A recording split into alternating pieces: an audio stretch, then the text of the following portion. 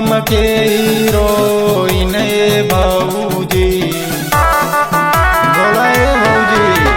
बनबू का फिल्म के हीरोइन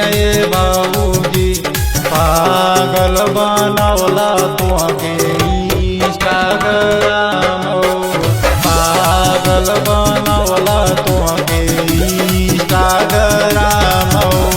टिकटॉक के चक्कर में वीडियो बनावेलू टिकटॉक के चक्कर में वीडियो बनावेलू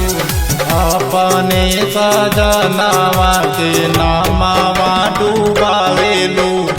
अपने सजनवा के नामवा डूबावेलू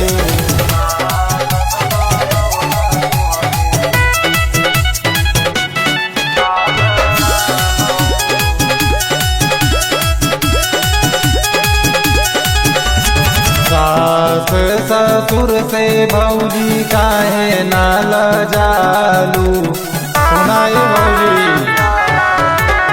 सास ससुर से भौजी काहे न लजालू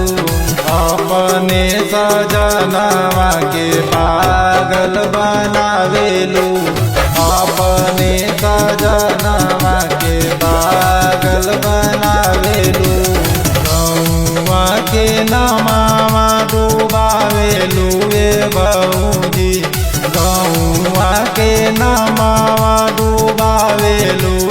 भौजी पागल बनौला तुहके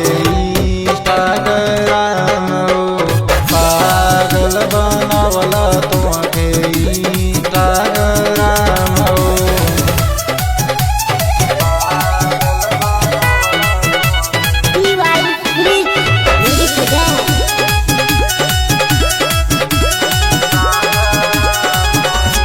वीडियो न बने त मुहावा फुलावेलू